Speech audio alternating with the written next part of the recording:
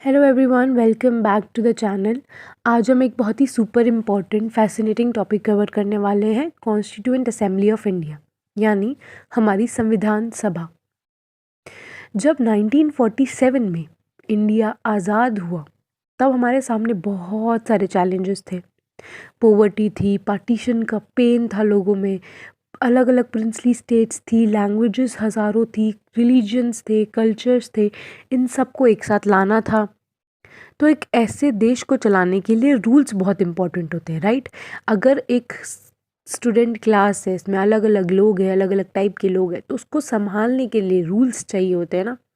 वैसे ही इस देश को संभालने के लिए कॉन्स्टिट्यूशन कौन बनाएगा, ठीक है, किसने बनाया, कैसे बनाया, उसके माइंड में क्या चल रहा था, कौन कौन से डिबेट्स हुए, ये सब आज हम समझने वाले हैं। सबसे पहले हम देखते हैं फॉर्मेशन एंड मतलब कॉन्स्टिट्यूएंट असेंबली की जो फॉर्मेशन और कंपोजिशन थी वो कैसे हुई, मतलब बनी कैसे हमारी जो कॉन्स्टिट्यूएंट असेंबली थी वो। डिमांड एंड हिस्ट्री अगर हम समझने की कोशिश करें तो आप समझोगे 1934 में एम एन रॉय, कौन थे M N Roy? M N Roy जो इंडिया में कम्युनिस्ट मूवमेंट के पायनियर थे। उन्होंने पहली बार आइडिया दिया कि इंडिया के पास अपना एक संविधान होना चाहिए जो इंडियन लोग खुद बनाएंगे। उन्होंने बोला कि देखो, इंडिया के पास एक ऐसा कॉन्स्टिट्यूएंट असेंबली होना चाहिए जिसमें इंडियन लोग होंगे। कब बोला उन्होंने? 1934 में। 1935 में इंडियन नेशनल कांग्रेस ने इसको ऑफिशियली डिमांड करा और 1940 में ब्रिटिश गवर्नमेंट ने इसको एक्सेप्ट करा, इन डिमांड्स को एक्सेप्ट करा। और 1946 में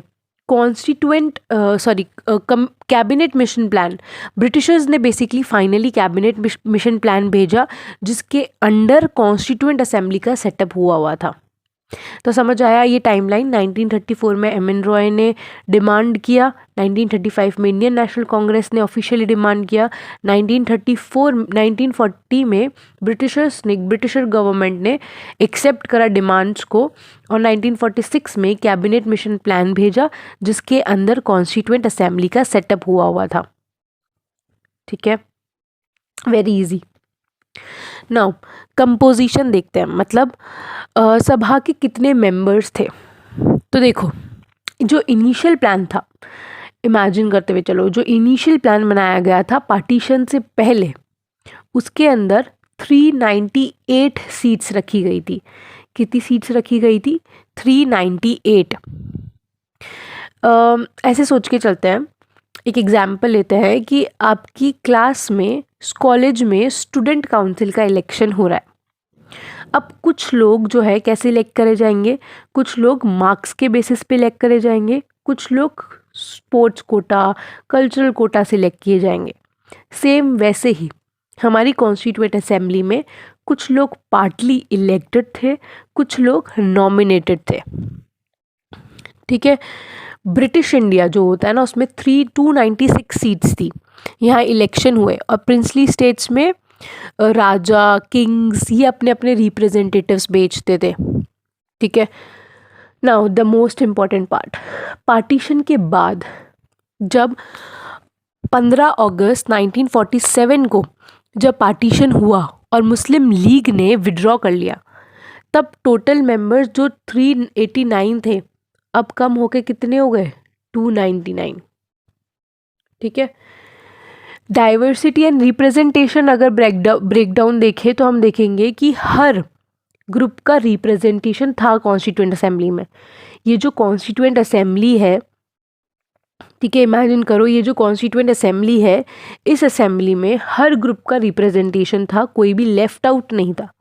जैसे कुछ मेजर पॉलिटिकल पार्टीज़ में से अगर हम रिप्रेजेंटेटिव्स, नोटेबल एग्जांपल्स देखें तो Jawaharlal Nehru ji, Sardar Patel ji, Rajendra Prasad, doctor B R Ambedkar. Women members में अगर देखें तो सरोजनी नायडू, हंसा मेहता, अमृत कौर, बेगम रसुल जैसी वुमेन्स। मार्जिनलाइज ग्रुप्स जिसमें हम जयपाल सिंह मुंडा जी को देख सकते हैं, doctor B R Ambedkar ji को देख सकते हैं। तो कोई भी लेफ्ट आउट नहीं था, हर ग्रुप का अपना रिप्रेजेंटेटिव था इस असेंबली में। It was a diverse assembly. Now ideological moorings, मतलब संविधान की बुनियाद और सोच, ठीक है। तो बेसिकली आइडियोलॉजिकल मोरिंग्स का मतलब क्या होता है? आइडियोलॉजिकल मोरिंग्स मतलब होता है संविधान बनाते वक्त हमारे लीडर्स की आइडियोलॉजी या थिंकिंग क्या थी, उनका विजन क्या था जब वो हमारा कॉन्स्टिट्यूशन बना रहे थे। जो हमारे कॉन्स्टिट्यूशन मेकर्स थे, जब वो हमारा कॉन्स्टिट्यूशन बना रहे थे, तब उनके दिमाग में क्या चल रहा था, उनकी क्या थिंकिंग्स थी, उनकी आइडियोलॉजी क्या थी। ठीक है। तो हमारा जो संविधान है 3 मेजर आइडियोलॉजिकल जो स्ट्रैंड्स है इनसे मिलकर बना है। हमारा संविधान 3 मेजर आइडियोलॉजिकल स्ट्रैंड से मिलकर बना है। कौन कौन से? सबसे पहले हम देखेंगे ऑब्जेक्टिव रेजोल्यूशन, जो दिसंबर 13, 1946 में आया। पंडित जवाहरलाल नेहरू जी ने असेंबली में ऑब्जेक्टिव रेजोल्यूशन मूव किया। जो पंडित जवाहरलाल नेहरू जी थे, उन्होंने ऑब्जेक्टिव रेजोल्यूशन को मूव करा। यही आगे चलकर हमारे कॉन्स्टिट्यूशन का जो प्रीएम्बल है, प्रीएम्बल ऑफ द कॉन्स्टिट्यूशन, ये बना। ठीक है। जो इन्होंने ऑब्जेक्टिव रेजोल्यूशन मूव करवाया था, ये आज हमारा प्रीएम्बल है। इसने क्या डिक्लेयर करा? इसने डिक्लेयर किया कि इंडिया एक इंडिपेंडेंट सोवरेन रिपब्लिक होगा और अपने सिटीजन्स को justice, social, economical, political justice, equality और फ्रीडम देगा। हमारे प्रीएम्बल में हम यही समझते हैं ना कि India is as an independent sovereign republic और it guarantees justice, equality and freedom.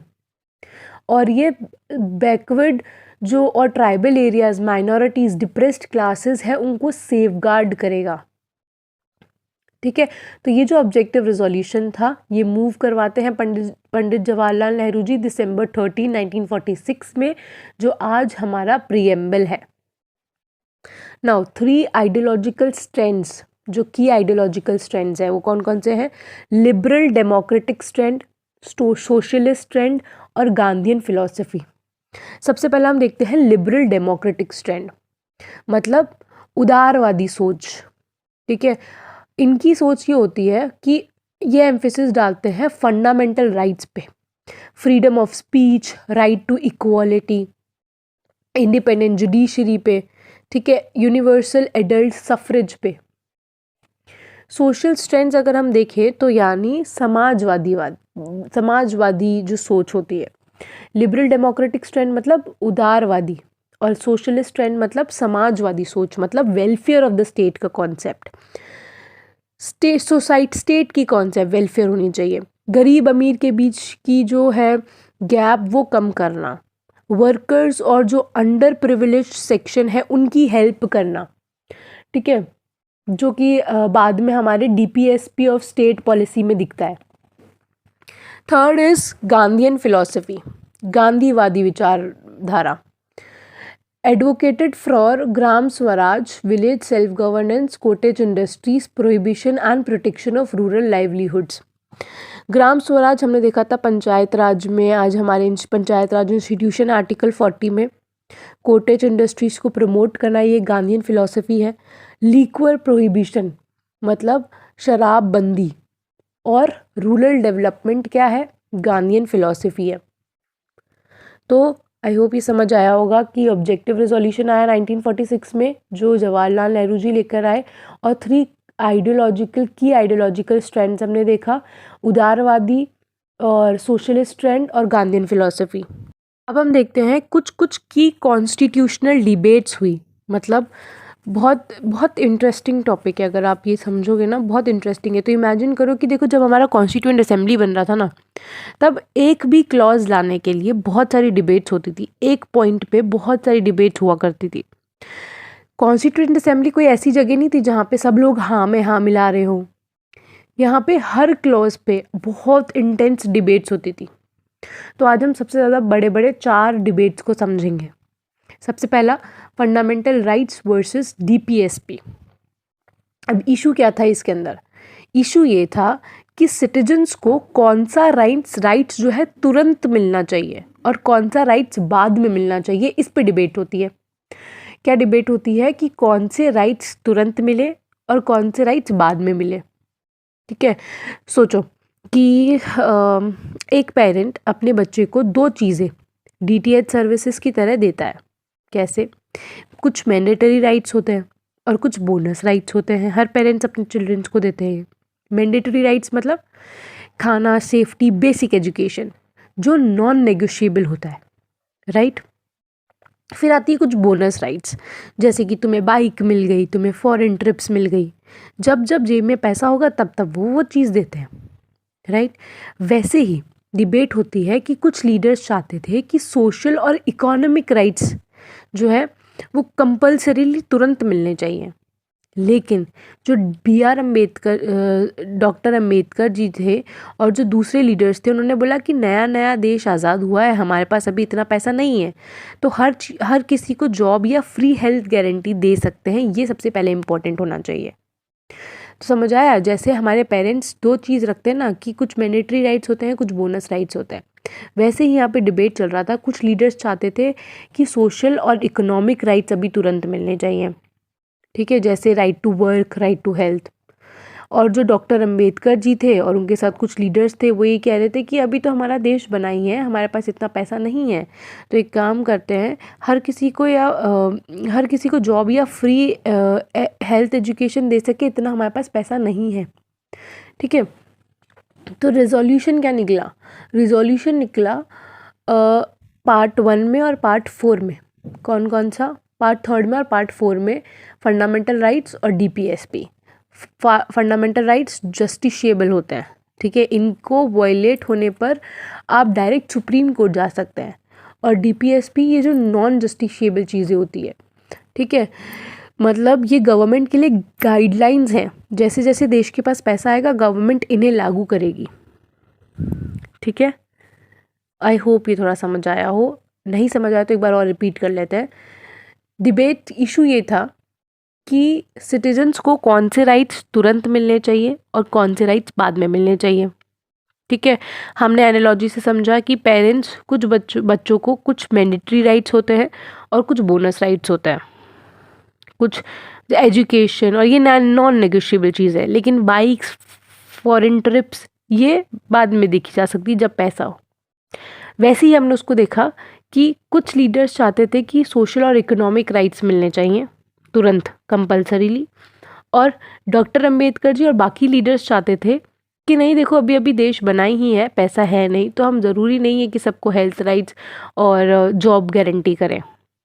तो इसका रिजोल्यूशन ये निकला था कि 2 टियर स्ट्रक्चर बनाया गया, 2 टियर स्ट्रक्चर अडॉप्ट किया गया। पहला पार्ट 3 दिया गया जिसमें फंडामेंटल राइट्स दिए गए, मतलब ये राइट्स वो राइट्स होंगे तुम्हारे पास जो जस्टिशिएबल है, अगर ये वॉयलेट होते हैं तो तुम डायरेक्ट सुप्रीम कोर्ट चल जाओ, ठीक है। और पार्ट 3 DPSP दिया गया कि जैसे जैसे गवर्नमेंट के पास पैसा आएगा, ये नॉन जस्टिशिएबल होते हैं, ठीक है, जैसे जैसे गवर्नमेंट के पास पैसा आएगा, टेक्नोलॉजी आएगी, गवर्नमेंट इन राइट्स को वो करता जाएगा, गवर्नमेंट इन राइट्स को लागू करेगी, ठीक है। Now the second debate, federalism strong centre होनी चाहिए या स्टेट ऑटोनॉमी होनी चाहिए। तो इशू क्या था इसमें? देखो, पावर किसके पास ज़्यादा होनी चाहिए, ये क्वेश्चन था। सेंट्रल गवर्नमेंट के पास होनी चाहिए या स्टेट गवर्नमेंट के पास होनी चाहिए, ठीक है। तो 2 व्यू पॉइंट थे इस पे भी। पहला व्यू पॉइंट था, कुछ लोग बोलते थे कि स्ट्रॉन्ग सेंटर होने चाहिए, कुछ बोलते थे स्टेट स्ट्रॉन्ग होना चाहिए, ठीक है। स्ट्रॉन्ग सेंटर सपोर्टर्स जो थे, जैसे नेहरू जी थे, पटेल जी थे, उनका कहना था कि पार्टीशन अभी अभी हुआ है हमारा, देश के टुकड़े ना हो जाएं, इसीलिए सेंटर के पास स्ट्रॉन्ग पावर होनी चाहिए। सही बात है कि देखो हमारा इंडिया ना अभी अभी हम जो है पार्टीशन हुआ है हमारा इंडिया का। अब देश के और ज़्यादा पार्टीशन ना हो जाए, टुकड़े ना हो जाए, तो एक काम करो, जो सेंटर है उसे स्ट्रॉन्ग करो। वहीं पे जो दूसरा व्यू पॉइंट था, स्टेट ऑटोनॉमी सपोर्टर्स, जैसे कि उनका कहना था कि सेंटर को सारी पावर दे दी तो स्टेट्स बस एक म्यूनिसिपैलिटीज़ बनकर रह जाएंगी, रीजनल इश्यूज लोकल गवर्नमेंट ही अच्छी तरह से समझ सकती है। उनका ये मानना था बेसिकली कि अगर तुम सेंटर को सारी पावर दे दोगे तो जो स्टेट्स हैं वो सारी एक म्यूनिसिपैलिटीज़ की तरह रह के बन जाएगी बस। और अगर तुम चाहते हो कि लोकल लेवल पे प्रॉब्लम समझी जाए तो वो लोकल गवर्नमेंट ही समझ पाएगी, सेंटर तक इतनी जल्दी बात नहीं पहुंच पाती है, वो इनका कहना था। दोनों ही व्यू पॉइंट स्ट्रॉन्ग थे। तो रिजोल्यूशन क्या निकाला गया, इंडिया ने एक क्वाजी फेडरल सिस्टम बनाया। मतलब हम क्या हैं, यूनियन ऑफ स्टेट्स है। India was framed as a union of states, a quasi federal structure with a central tilt, unitary bias, utilising 3 legislative lists. ठीक है, नॉर्मल टाइम्स में हम फेडरल मतलब स्टेट के पास अपनी अपनी पावर्स होती है, ऐसे काम करते हैं। लेकिन जब इमरजेंसी का टाइम आता है, नेशनल सिक्योरिटी के मुद्दे पर, सेंट्रल गवर्नमेंट स्ट्रांग हो जाती है। समझ आया? आई होप दोनों डिबेट समझ आई होगी। Moving forward, let's see language question. National and official language के ऊपर था, मतलब क्या हिंदी को इंडिया की नेशनल लैंग्वेज बना देना चाहिए या नहीं बना देना चाहिए, ये क्वेश्चन था। इस पे डिबेट्स हुई, जो आज भी होती है। ठीक है, तो ये बहुत इंटरेस्टिंग है समझना। डिबेट क्या थी, कुछ लोग मानते थे कि हिंदी प्रोपोनेंट थे, वो चाहते थे कि बने। उनका आर्ग्यूमेंट था कि हिंदी सबसे ज़्यादा बोली जाती है, इसलिए इसे नेशनल लैंग्वेज बनाना चाहिए। ठीक है, हमारी क्लासेस में भी तो हम अगर इस पर डिबेट करेंगे तो आधे आधे लोग बच जाएंगे, राइट। आधे बोलेंगे कि देखो हिंदी को नेशनल लैंग्वेज बना ही देना चाहिए क्योंकि सबसे ज़्यादा बोली जाती है। आधे लोग बोलेंगे, जो नॉन हिंदी मेंबर्स होंगे, वो ये बोलेंगे कि जैसे कि रामालिंगम जी ने बोला था और उनके बाकी साथ लीडर्स ने भी कहा था कि अगर हिंदी थोपी गई तो non Hindi speaking people second class citizens महसूस करेंगे कि अगर देखो तुमने हिंदी थोप दी कि नहीं हिंदी अब नेशनल लैंग्वेज है, तो जो नॉन हिंदी स्पीकर्स हैं, जो हिंदी नहीं जानते, जो हिंदी नहीं बोलते हैं वहाँ पे, वो एक सेकंड क्लास सिटीजन्स की तरह फील करेंगे, राइट। तो इसलिए हिंदी को नेशनल लैंग्वेज नहीं बनाना चाहिए। तो क्या दो व्यू पॉइंट्स थे। एक का हिंदी चाहता था कि वो हिंदी नेशनल लैंग्वेज बने और कुछ चाहते थे नहीं बनना चाहिए। तो रिजोल्यूशन क्या निकला, इंडिया की कोई नेशनल लैंग्वेज नहीं। बहुत कन्फ्यूजन होता है इसमें लोगों को कि इंडिया की ऑफिशियल लैंग्वेज है इंग्लिश या हिंदी। नहीं, इंडिया की कोई भी ऑफिशियल लैंग्वेज नहीं है, सॉरी नेशनल लैंग्वेज नहीं है। ठीक है, हिंदी जो है उसको ऑफिशियल लैंग्वेज बनाया गया। हिंदी एक ऑफिशियल लैंग्वेज है, हिंदी नेशनल लैंग्वेज नहीं है इंडिया की। इंग्लिश को 15 साल के लिए ऑफिशियल यूज़ के लिए अलाउ किया गया था, जिससे बाद में पार्लियामेंट एक्ट से इंडेफाइनेट एक्सटेंड भी कर दिया गया।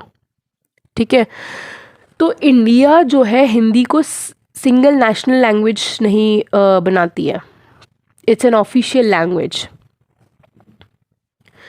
फोर्थ जो लास्ट डिबेट था, जो लास्ट डिबेट हम डिस्कस कर रहे हैं, वो है uniform civil code and secularism का। क्या क्वेश्चन था, किस बात पे डिबेट हुई? द डिबेट इशू ये था कि क्या सभी धर्मों के लिए एक ही मैरिज, डाइवोर्स या इनहेरिटेंस का कानून होना चाहिए, कि जितनी भी कल्चर्स है, जितने भी धर्म है, सबका देखो हमारी कंट्री में हर धर्म का अपना अलग जो है मैरिज रूल है, डाइवोर्स रूल है, ये सब अलग अलग है। तो क्वेश्चन ये उठा कि क्या सबके लिए सेम चीज़ होनी चाहिए, सेम रूल्स होने चाहिए? तो डिबेट क्या होती थी इसमें, कुछ बोलते थे कि रिलीजन और पर्सनल जो लॉ है उनको अलग अलग करना पड़ेगा ताकि जो वुमेन राइट्स और नेशनल यूनिटी है उसको प्रमोट किया जा सके। और कुछ बोलते थे, जो अपोनेंट थे वो बोलते थे, उन्होंने कहा कि रिलीजन जो राइट्स हैं और पर्सनल लॉज में इंटरफेरेंस करने से माइनॉरिटी जो कम्युनिटी है वो बहुत इनसिक्योर फील करेगी। ठीक है, वो बहुत ही अनसिक्योर्ड फील करेगी अगर तुम उसमें इंटरफेयर करोगे तो रिलीजन मैटर्स में। तो इसका रिजोल्यूशन निकाला गया, यूसीसी को जो यूनिवर्सल सिविल कोड है उसको आर्टिकल 44 के अंडर डीपीएसपी में डाल दिया गया। It was as non justiciable DPSP. ठीक है, इसका मतलब था कि जब देश में कंसेंसस बनेगा तब फ्यूचर गवर्नमेंट इसे अप्लाई करेगी, leaving it's implementation for future parliaments when social senses matured. ठीक है, तो चलो अब इस पूरे प्रोसेस को एक टाइमलाइन में समझते हैं। मैंने कोशिश करी है इसको सही से टाइमलाइन में जमा पाऊँ, रिप्रेजेंट कर पाऊँ, तो it will be easy to learn, right. देखो, सबसे पहला फर्स्ट मीटिंग ऑफ असेंबली कब होती है? दिसंबर 9, 1946 में सबसे पहली मीटिंग होती है असेंबली की 9 दिसंबर 1946 को। कॉन्स्टिट्यूएंट असेंबली की पहली मीटिंग होती है जिसमें डॉक्टर सच्चिदानंद सिन्हा को टेम्पररी प्रेसिडेंट बनाया गया था। फिर बाद में डॉक्टर राजेंद्र प्रसाद जो है परमानेंट प्रेसिडेंट बने थे। तो ये मीटिंग होती है जिसमें जो है Sachchidanand Sinha was elected as the first temporary president and after 2 days Rajendra Prasad ji was elected as a permanent president. ठीक है, सेकेंड टाइमलाइन। फिर 3 दिन बाद दिसंबर 13 को 1946 में ऑब्जेक्टिव रेजोल्यूशन इंट्रोड्यूस किया जाता है। जवाहरलाल नेहरू जी ने ऑब्जेक्टिव रेजोल्यूशन मूव किया जिसने संविधान का कोर विजन सेट किया, प्रीएम्बल। 1947 अगस्त 29 को ड्राफ्टिंग कमेटी फॉर्म होती है। डॉक्टर BR अम्बेडकर की चेयरमैनशिप में 7 मेंबर ड्राफ्टिंग कमेटी बनाई गई और संविधान का ड्राफ्ट लिखने के लिए बनाया गया था। तो drafting committee was formed on August 29, 1947। Now draft constitution published, जो फरवरी 1948 में इनिशियल ड्राफ्ट जो है पब्लिश किया गया पब्लिक डिस्कशन के लिए, फीडबैक के लिए, और अमेंडमेंट प्रपोज करे गए।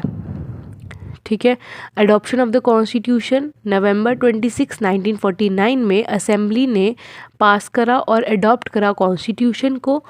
इस ड्राफ्ट को बनने में 2 साल 11 महीने और 18 दिन लगे। इनेक्टमेंट और कमेंसमेंट January 26, 1950.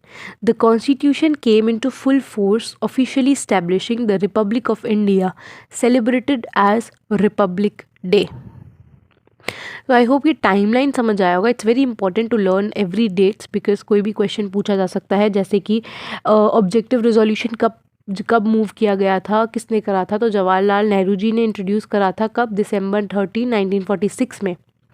क्वेश्चन पूछा जा सकता है। इसमें बहुत बच्चे कंफ्यूज होते हैं कि अडॉप्ट कब करा गया था कॉन्स्टिट्यूशन को और इनैक्टमेंट कब हुआ था। तो अडॉप्ट 26 नवंबर 1949 में करा गया था और इनैक्टमेंट इसका जनवरी 26 को हुआ था, जब हम रिपब्लिक डे बनाते हैं। फर्स्ट मीटिंग ऑफ असेंबली दिसंबर 9 को हुई थी 1946 में। बहुत इंपॉर्टेंट टाइम लाइन्स हैं ये। Now let's summarise, quick revision कर लेते हैं कि होता क्या है। तो इंडिया के कॉन्स्टिट्यूशन सिर्फ एक लीगल डॉक्यूमेंट नहीं है। हमारा जो कॉन्स्टिट्यूशन है, देखो ये जो हमारा कॉन्स्टिट्यूशन की पिक्चर है ना, तो उससे आपको समझ आ रहा है कि ये सिर्फ एक लीगल डॉक्यूमेंट नहीं है, ये 1.4 बिलियन लोगों के ड्रीम्स, डाइवर्सिटी और डेमोक्रेसी का जो लिविंग सिंबल है। असेंबली के मेंबर्स ने बिना किसी वायलेंस के, डिबेट्स के, डिस्कशन के या कंसेंसस से दुनिया का सबसे बड़ा डेमोक्रेटिक कॉन्स्टिट्यूशन बनाकर तैयार किया।